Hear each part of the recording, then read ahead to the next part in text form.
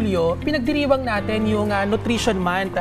At ito ay hindi lamang simpleng pagdiriwang, Audrey, kundi ito ay magandang pagkakataon para bigyang pansin yung wastong nutrisyon sa pang-araw-araw na buhay ng ating mga kababayan. Kung kaya't mga kababayan, kaugnay po niyan, ay bibigyan tayo ng detalye patungkol dyan sa mga magiging aktibidad ng National Nutrition Council ngayong taon. Makakaparin po natin ang Nutrition Officer 2 ng NNC na si Mr. Jebsen Bandong. Sir, magandang umaga po at welcome muli sa Rise and Shine Pilipinas. Yes, isang masustansyang umaga po sa lahat ng tagapanood ng inyong pong programa. Okay, sir, good morning po. Sir, ano po yung mga aktibidad na isinasagawa ng National Nutrition Council ngayong buwan ng nutrisyon para maitaas yung kamalayan ng mga Pilipino kaugnay sa tamang nutrisyon? Yes, alam naman natin na ang Nutrition Month, ang pinaka-popular na nutrition activity, lalong-lalo na sa mga local government unit natin. Minsan pa nga, pag sinabing nutrition, dito talaga nilalaan ng ating mga local government unit yung kanilang budget. Kung ano yung mga nakasanayan taga-taon. So kung maalala natin, makikita natin yung mga estudyante natin, lalo na yung mga malilit na bata, nagbibihis prutas o gulay. So yun ang iniiganyo natin para mas makuha natin ang loob ng ating mga mamamayan para malaman nila kung ano ba talaga yung tamang nutrisyon. Kasi gusto natin mabago yung kanilang paniniwala o yung behavior nila at malaman na importante talaga ang wastong nutrisyon sa ating kalusugan, at ito naman ay maramdaman ng bawat pamilya kahit na ang ating buhay ay medyo kumbaga urong sulong, bali patuloy pa rin yung ating mga iba't ibang activity local government, sa community, sa mga barangay. Meron rin tayong mga activity through social media, mga different advocacy campaigns, nutrition promotion, at mga usual na advocacy para sa Nutrition Month. Okay, Sir Jebsen, pag-usapan po natin itong Philippine Plan of Action for Nutrition. Paano po natin ito mapapalawak at makakarating, maabot yung ating mga kababayan maging dun sa mga malalayong lugar? Yes, ang Philippine Plan of Action for Nutrition ay ito yung parang pinaka-strategic plan natin na susundin para maabot natin ang ating pinaka-goal o objective, which is syempre masugpo ang malnutrition sa kahit anong anyo nito across all ages. So meaning gusto natin mabigay yung mensahe na ang bawat buhay ay mahalaga, wastong nutrisyon ang kailangan para maging malusog at produktibo yung ating pamumuhay. Bali sa PIPAN, unang-una gusto natin bumaba ang ating mga figures sa mga bansot at mga matataba. Bali ito ay isang uri ng malnutrition, dahil mas ini-encourage natin na lahat ng sektor, hindi lang sa amin sa nutrition or sa health sector, dapat sama-sama talaga. Ika na ng aming tagline, nutrisyon sapat para sa lahat, para maengganyo lahat ng mga stakeholders natin, partners, na magtulong-tulong, dahil hindi biro po yung tinatawag natin malnutrition. Ang malnutrition kasi hindi lang siya yung porket payat or bansot or maliit ang ating mga bata. For example, sila lang yung maituturing natin malnutrition, malnourished I mean. So ang ating mga isa pang uri ng malnutrition ay yung micronutrient deficient, meaning yung sa mga vitamins and minerals.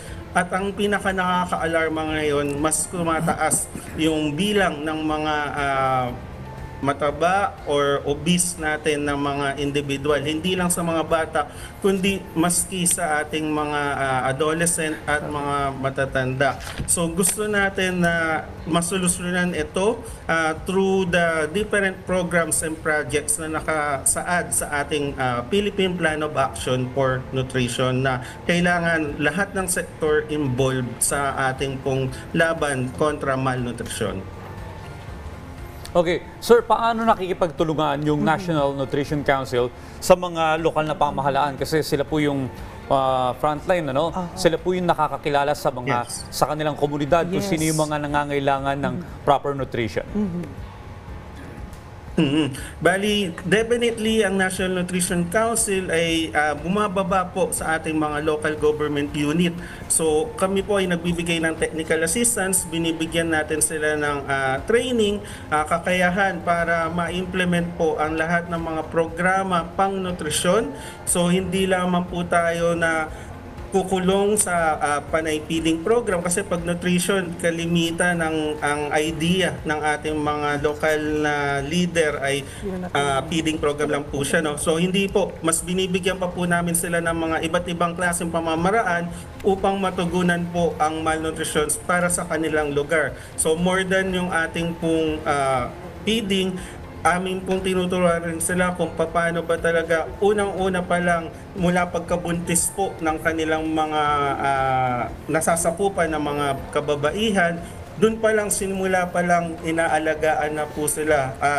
Yun po yung tinatawag namin programang First 1,000 Days, no? So at least at the very first time pa lang po na pinagbubuntis po ng nanay yung bata, nasisiguro na po natin na lahat ng kailangan nutrisyon ng nanay na yon para maipanganak yung kanyang bata ay nabibigay na po para paglabas ng bata, malusog, hindi na po siya madadagdag pa sa bilang ng mga stunted o yung mga bansot o yung mga mabababang timbang po natin. At syempre sinisiguro rin po natin na meron pa rin po tayong aksyon, hindi po mandiretsa sa nutrition pero may epekto rin like yung kalinisan sa kapaligiran para hindi po makakuha ng sakit yung mga mamamayan po nila. Pati na rin po yung maayos na mga pasilidad po pangkalusugan na nakaka-access yung ating pong mga mamamayan, no, yung nasasakupan ng ating local government unit. Importante po yun na ma-put in place po talaga with the efforts po talaga ng partnership na kino-coordinate ng National Nutrition Council at ng iba't ibang ahensya ng gobyerno at pribadong sektor. Okay, Sir Jebsen, ano po yung mga paraan para matiyak na ang mga programa ng National Nutrition Council ay inclusive, no? At naglilingkod sa lahat ng sektor ng lipunan, lalo na doon sa mga kababayan natin na mahihirap. Opo. So lahat naman po ng mga bagay na yan ay nakasaad po sa ating Philippine Plan of Action for Nutrition, no? So multi-sectoral, multi-level, lahat po inclusive. Wala po tayong iniiwan po na kahit na sino man. So nasa publikong sektor, pampublikong sektor man tayo o pribadong sektor, lahat po ay iniengganyo namin na makipagtulungan po sa National Nutrition Council, sa mga local government unit para ma-implement po talaga yung ating pong mga programang pangnutrisyon. So lahat ng kailanganin po nila ay napupunan po ng kung sino man pong ahensya o opisina o ng sektor para po maisakatuparan po ang iisa nating mithiin talaga na ma-achieve po ang mapababa ang bilang ng mga malnutrisyon sa ating pong bansa. So bilang kami po sa National Nutrition Council, sinusulong po namin ito. Talagang gusto namin na mabigyan po ng atensyon ng lahat ng tao po yung importansya ng pagkakaroon ng healthy at nutritious na komunidad. Alright, maraming salamat po Sir Jebsen sa pagbibigay sa amin ng impormasyon at detalye patungkol sa aktibidad ng National Nutrition Council ngayong buwan ng nutrisyon. Mr. Jebsen Bandong, muli maraming salamat po. Maraming salamat, sir.